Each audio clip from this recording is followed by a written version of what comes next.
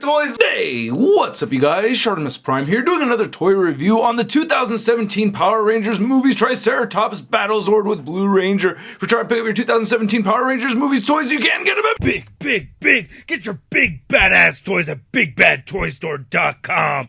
Click the link in the description below. Now I just actually picked this up at Target. I picked up all the Zords except for the Mastodon. That's the only one I need, so hopefully I find that one soon enough. Anyway, on the side it says Power Rangers right over there, and then you can see on the very back we get the Zord, and then you can see they get a cockpit for the Ranger. It has firing missile action, and then you can combine all the Zords into the Colossal Megazord. Yeah, combining robots? Yes, please. And on the very side it says Power Rangers right there. You can see that some tape came off, and I think, I don't know, some kid was messing with this, or this may have been returned already. And there's not much more at the bottom. Alright, let's get to it and crack this thing open. And here's our Triceratops Battle Zord out of the packaging, and this thing looks very cool. I really like the design for these Zords, by the way. Actually, I like everything that I've seen from this new Power Rangers movie so far already. I'm already very much sold on this movie. I'm very excited for it. But the design over here I think is very cool looking, very modern, a lot of intricate detail on here. I think it's very cool. I really like the gunmetal that we're seeing right over there. There are some functioning parts. We get the missile launchers right there, and we get the little Blue Ranger. So let's take a closer look at that, and then we'll take a closer look at the Triceratops Battle Zord. Little tiny Blue Ranger right over there. This thing is tiny, man. It measures to be just at 2 inches tall, so that's a pretty small piece. It does have some little details on here that I really like a lot, and it's tough to, try to get a really close shot of this thing because it's so small. But you can see that metallic paint right over there on his chest. I really like the metallic blue. And then the glossy black paint right there for his helmet, and a little touch of gunmetal silver color right there.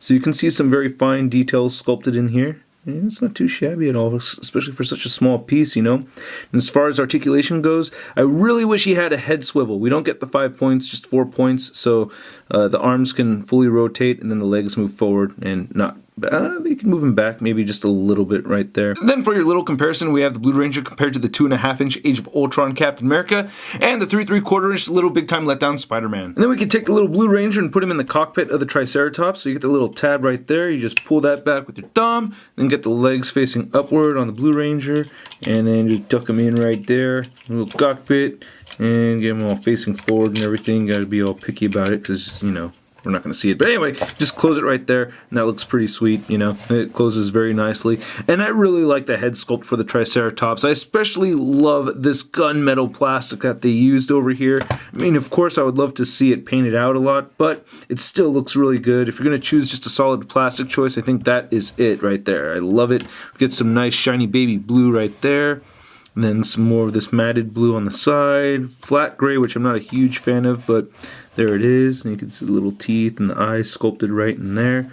Get that same gunmetal plastic for the sides. A lot of etched out detail right there. And those Triceratops toes and everything. Looking real nice. We get this little texturing right there in some of these little spots. He has this enormous spine coming right here, and then we have the tail. And then here's the function where he can shoot out missiles from his tail. I wish they went with a gray color for the missiles, but oh well. And this is not spring-loaded or anything. I actually think this is quite lame. All you do is just push down or push forward with it. It's just like a friction thing. There you go. And it comes with 2 of them, so you can, if you lose one, you can still. Come on. Yeah, there. I think that. Yeah, that's pretty lame. But anyway, I think the rest of this is very cool. I do like the tail for the most part. Pretty sweet. And then there's the underbelly right over there. So that's pretty cool. Really dig it a lot. I really like that shiny baby blue, man. It looks really cool. Now, as far as articulation goes, Bandai really hasn't given us any with this piece. You can rotate the legs right here, and I believe it just rolls, so I'm pretty sure in the movie it's just going to roll, but you can also move the tail up and down, so you can move the hind legs forward and back and the tail up and down. That's it as far as articulation goes. So one thing that I thought was a bit strange was that the directions do not come with any instructions on how to transform the Triceratops into the left leg of the Colossal Megazord, so you just have to figure it out all on your own. Anyway, will you take us away, Bumblebee? Alright, so first off, you want to remove the head. Take the head out right there, and then you can remove the legs as well because you're going to turn them around. So I just pop off all the legs like that, and then we take this piece and shift this all the way up. You're going to remove this plate, and then you're going to reattach it right over here, and then you flip the tail back, and then we can go ahead and port the head on into this middle port right there. so you can see how it's forming.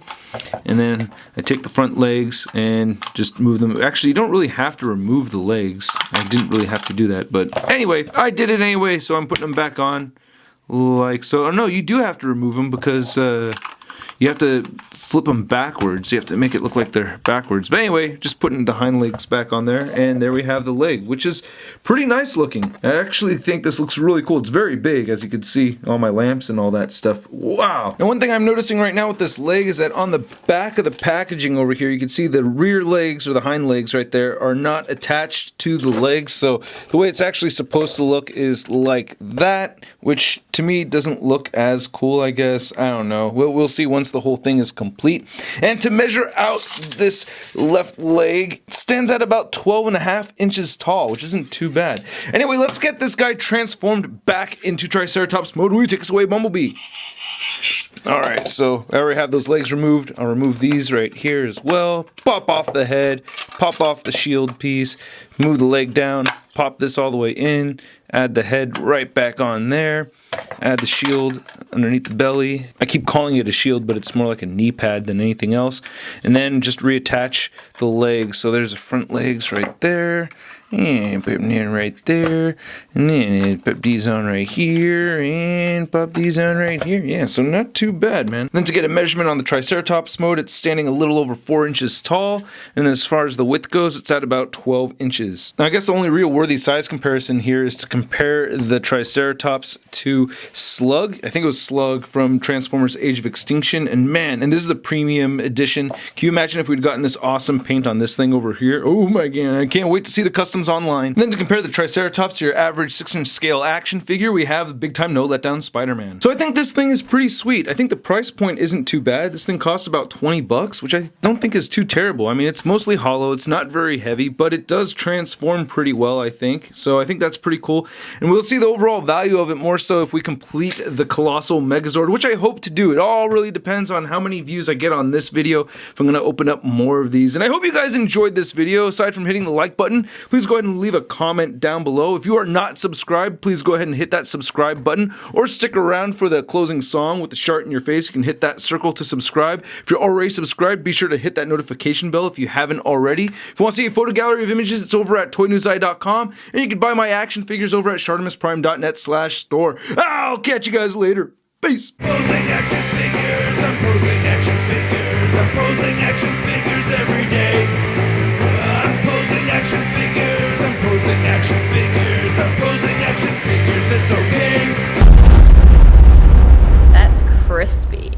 Age of Extinction. We're shot in your face. I said we're shot in your face. I said we're shot in your face. I said we're shot.